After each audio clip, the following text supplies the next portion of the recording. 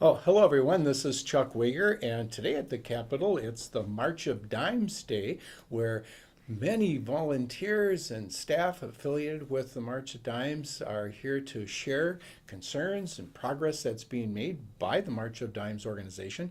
I have with me Rachael Erickson, who's from Oakdale. Hi, Rachael. Hi, Mr. Wiger. Thank you for having us. And also Angie Thies, who's White Bear Township and very active in the March of Dimes. And I'd like to just have you share a little bit about why you're here today. And we'll go first with Angie, and I have some great handouts too, and we'll make those available, or we'll have them go to your website. But Angie, tell us how the March of Dimes is doing at this point, and what you're sharing with legislators. Well, thank you very much and for with having our us. public. Thank you very much for having us, Senator Wiger.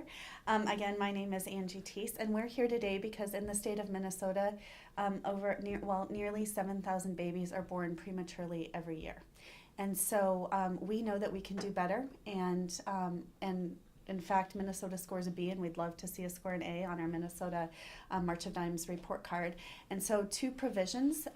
Well, first I should say that I volunteer with the March of Dimes. And there is a report card. There is a report being card, shared and there to is a us. B. Yes. But I volunteer with the March of Dimes because my goddaughter was born at 29 weeks, and I watched firsthand through my best friend really the struggles in her married life. Not sure if Sophie was going to live on a day-to-day basis. The heart problems, lots of problems with her lung development, which is a really true story also to Rachel's experience, and so. That is why I care about these issues. But the two provisions specifically that we're interested in and that we're talking with lawmakers about today are in the proposed budget from Governor Dayton. One would expand home visiting services Yes. to all families under the age of 20 that are pregnant or parenting. And then the other would expand access to long-acting reversible contraceptives through the medical assistance program and geared towards those in that program at or under the age of 22. Great. Well, thank you for your involvement and the very close connection. And how is that godchild doing now? She's amazing. She's a Spitfire. Can't keep her down. How old is she? She is 4. She's Okay. 4, yeah. She just had a birthday. And she is right on track with developmental progress. She is smart. She has a little bit, she has like a bloody tumor in the back of her head that we continue to monitor. But other than that, her heart is healthy, her lungs are healthy, and you can't keep her down. Wonderful. Yep. Rachel Erickson from Oakdale, you're here Yes. as well and have lots of information. We have a little bit about the report card and the high number of premature births. We do get a B grade in the state, but more can be done. Specifically, what are some of the concerns that brings you here today as a volunteer? Yes, I had twins at 23 weeks, and one day in April of last year, they weighed 1 pound, 7 ounces. Okay. So my son spent 8 months at Children's Neonatal Intensive Care Unit, and my daughter spent 137 days. Okay. And the struggles of What, prematurity. 1 pound? Yep. Okay. Yeah, like pretty much a bottle of pop. Okay. How are they doing now? They're doing good. My daughter is almost 17 pounds, and my son is 15 pounds. Okay. They thought at 10 days old he was not going to survive. He's had several surgeries. He's got a trach for breathing. And this was my daughter's when she was 3 months old. Oh, That's her blanket. at 3 months. Yep, but I have Okay. a photo I can share. Oh, This is that would. that's Thank you. 3 months old. And yeah, then let's share their names if Yep, that's and that okay. would And we be- have some pictures. Yes, that would be Easton and Isabella, and they're thriving. We were given a 20% chance of survival. So I am a You huge. were given Yep. back then. Okay. Yep, we were, and this is Isabella at 3 months old with that blanket. And we're gonna see if we can. Hi, Isabella. And here's that totally covering up at 3 months and. Yeah, and this is her Okay. today, that holding the is- blanket, so you can really see the difference. Hi, Isabella. She's a That's live one, nice. too. Yep, and this was Ethan when he was first born, so you can see how small He's under there. Yeah, totally within the hand, Yep. I can see. Yes, and this would be Easton today with his trach. Okay. And we're sharing Easton with viewers, and thank you, Easton. And how old are they right now? They are 10 months. We consider them 10 months actual, but 6 months they are acting as a 6-month-old would currently Okay. at this time. What hospital were you at? Children's Yep. St. Paul. St. Paul. Yes. Okay. And they are very equipped for that? Phenomenal. If we did not have a state-of-the-art NICU here in Minnesota, they would not have survived. Yeah. So I have known 7 babies that have died of the same disease Easton got right away when he was born. So we're Mhm. fortunate that we live in a state with great health care. Okay. We're very lucky.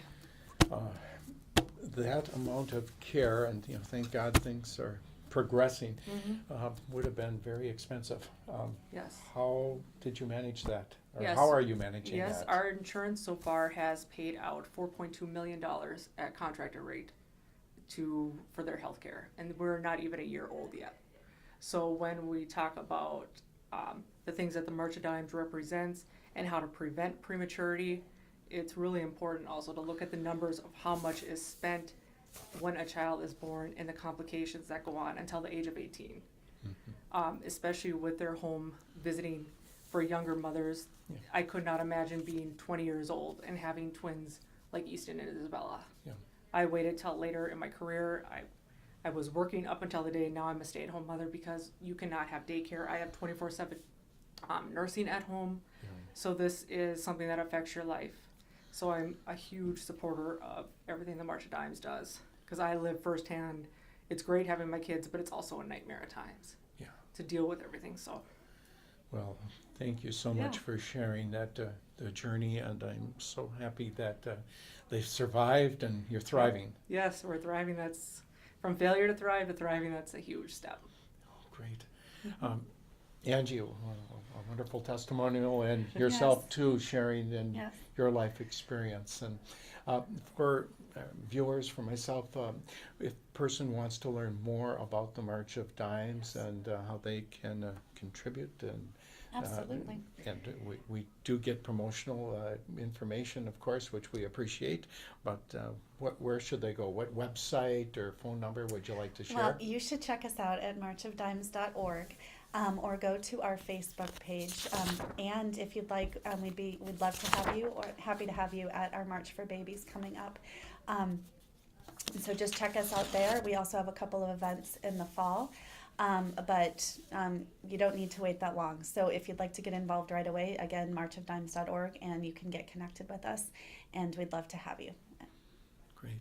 Thank you so much, Angie, and thank you, Rachael. Our best to the children, and anything else that you'd like to share before we conclude? No, I just am a huge supporter of March of Dimes because of what happened to us. And you can follow our story on Instagram at micropreemie-mom, all one word. One more And- time? Yep, micropreemie-mom. And you can follow updates. You'll see our activity with the March of Dimes. So I urge everyone to get involved because it could happen to anyone. It can, and it did, and you can. Prematurity doesn't get by, discriminate. right. And 2 of my 5 grandchildren, 2 were preemies, and just at about 2 pounds each. Oh, so you And understand, for my oldest daughter Jessie, seeing the Avery, who was right about 2 pounds, and Jessie was in children's for about 4 months. Yeah. Early Yeah. on, and so there's a whole lot of anxiety and prayer and hope that things are going to get better, and like you say, that you can have a happy ending. It can work. It may not always be the fate, but I'm just so pleased and blessed that little Avery, and then Zachary, who followed, who was a preemie. He's doing well now too. Good. There's some risk factors that Yep. you have to be aware of, but true. holding on to life and that journey is something that we want everyone to have.